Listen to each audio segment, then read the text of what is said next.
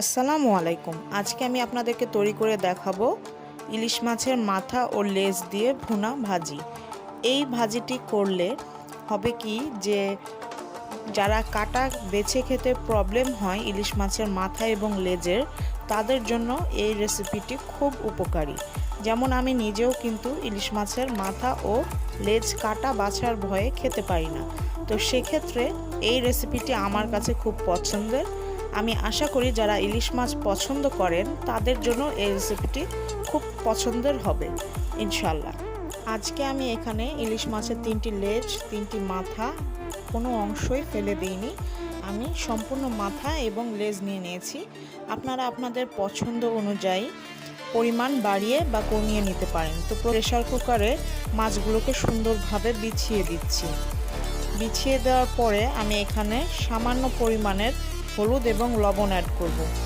তো এখানে একটি মাছের পেটি আমি নিয়ে নিয়েছি, আমি এটাও দিয়ে দিচ্ছি 1/4 টিস্পুন বা চিমটি পরিমাণ হলুদের গুঁড়ো। এবার এখানে আমি অ্যাড করছি 1 টিস্পুন লবণ, আর আমি আরও 1/2 টিস্পুন লবণ অ্যাড করলাম। টোটাল আমি 1.5 টিস্পুন লবণ অ্যাড করেছি।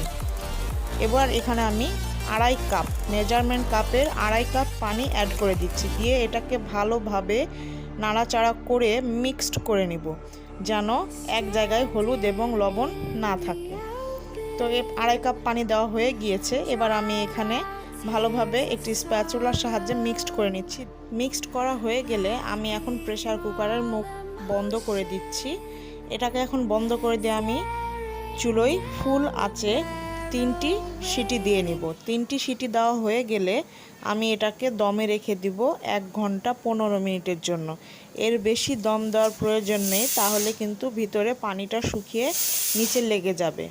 তো আমি এভাবে করে 3টা সিটি দেওয়া হয়ে গেলে আর কিছুক্ষণ পরে আপনারা শুনতে পাবেন যে দমটা কিভাবে দিতে হবে। তো আমি এখানে এখন দমে দিয়ে দিয়েছি। এভাবে সাউন্ড হবে, কিন্তু প্রেসার কুকারের সিটি উঠবে না। এভাবে 1 ঘন্টা 15 মিনিট দমে রাখতে হবে, এবং দমে রাখার পরে যখন 1 ঘন্টা 15 মিনিট ঘড়ি ধরে দেখবেন, দেখে চুলাটা বন্ধ করে দিবেন। এরপরে যখন প্রেসার কুকারটা নিজে থেকে খুলে আসবে, তখন প্রেসার কুকারটি খুলে নেবেন। এবং আমি আপনাদেরকে এখন একটি কাটা তুলে দেখাচ্ছি। এই বড় কাটাটি দেখুন, হাতের সাথে কিন্তু ধরার সাথে সাথেই গলে যাচ্ছে। এটা কিন্তু গালফার কাটা, এইগুলো ধরার সাথে সাথে গলে যাচ্ছে, একদম গুঁড়ো গুঁড়ো হয়ে যাচ্ছে। আর মাথার যে অংশের কাটাগুলো, সেগুলোও কিন্তু একই সাথে গুঁড়ো হয়ে যাচ্ছে। তো আমি এখন এটাকে একটি ফ্রাই প্যানে নিয়ে নিব। ফ্রাই প্যানে নিয়ে নিয়েছি। এ পর্যায়ে আমি আপনাদেরকে দেখাচ্ছি যে এগুলো স্প্যাচুলা দিয়ে ধরার সাথে সাথেই কিন্তু একদম ভেঙে আসছে, দেখতেই পাচ্ছেন খুলে আসছে। আর আমি এখন আপনাদেরকে মাছের যে একটা মোটা কাটা থাকে, বড় কাটা, সেটা দেখাচ্ছি। দেখুন, হাত দিয়ে ধরার সাথে সাথে কিন্তু একদম গুঁড়ো গুঁড়ো হয়ে গিয়েছে। এতে করে মুখে কিন্তু আর কোনো কাটা বাঁধবে না, বা গলায়ও কাটা বাঁধার কোনো ভয় নেই। তো এভাবে করে এখন আমি সম্পূর্ণ পানিগুলোকে শুকিয়ে নিব। আর এখানে দেখতে পাচ্ছেন পানিতে কিন্তু তেল ভাসছে। এটা কিন্তু আমি কোনো অ্যাডিশনাল তেল অ্যাড করি নাই। এটা আমি এই ইলিশ মাছের যে তেলগুলো আছে বের হয়েছে ইলিশ মাছ থেকে, সেই তেলগুলোই কিন্তু এই পানিতে দেখা যাচ্ছে। আমি এখানে কোনো অ্যাডিশনাল তেল ইউজ করিনি। তখন এটাকে আমি এখন ভালোভাবে জাল দিয়ে নেব মিডিয়াম আছে। আর আমি যখন প্রেসার কুকারে দমে রেখেছিলাম, তখন কিন্তু চুলোর আঁচ একদম লোতে ছিল। তো এখন আমি এটাকে দেখতে পাচ্ছেন প্রায় বলক চলে এসেছে। এইভাবেই নাড়াচাড়া করে করে আমি এটাকে একদম প্রায় পানি শুকিয়ে নিব। আর আপনারা অবশ্যই খেয়াল করবেন যেন নিচে থেকে লেগে না যায়।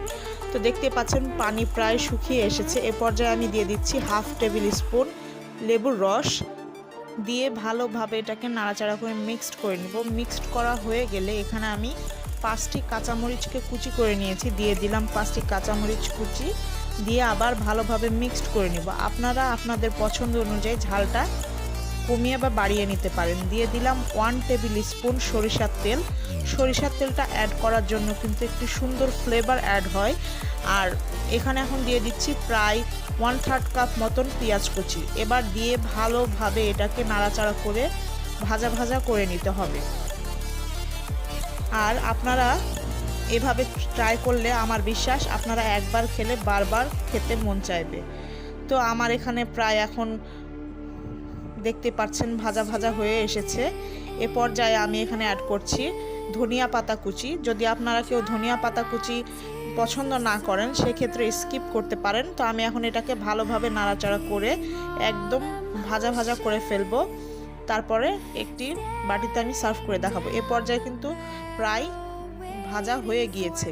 তো আজকের রেসিপিটি যদি আপনাদের কাছে ভালো লেগে থাকে তাহলে অবশ্যই একটি লাইক দিবেন, কমেন্টের মাধ্যমে আমাকে জানাবেন এবং শেয়ার করবেন আপনার ফ্যামিলি অ্যান্ড ফ্রেন্ডসদের সাথে। আর অবশ্যই এই রেসিপিটি বাসায় আপনারা ট্রাই করবেন। আমি যেদিন ইলিশ মাছ বাসায় রান্না করেছি সেই দিনের মাথা লেজগুলো রেখে দিয়ে এইভাবে আমি মাথা লেজগুলোকে একসাথে করে রেখে এভাবে রান্না করি।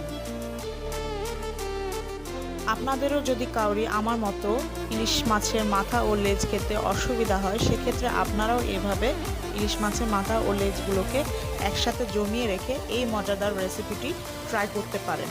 আমি গ্যারান্টি দিয়ে বলছি ইনশাল্লাহ আপনাদের এই রেসিপিটি ভালো লাগবে। তো আমার হয়ে গিয়েছে, আমি এখন একটি বাটিতে সার্ভ করে নিয়েছি। দেখতেই পাচ্ছেন দেখতে যতটা সুন্দর দেখাচ্ছে খেতে কিন্তু মাশাল্লাহ অনেক টেস্ট হয়েছে। তো আজ আর নয়, দেখা হবে অন্য কোনো দিন অন্য কোনো রেসিপি নিয়ে।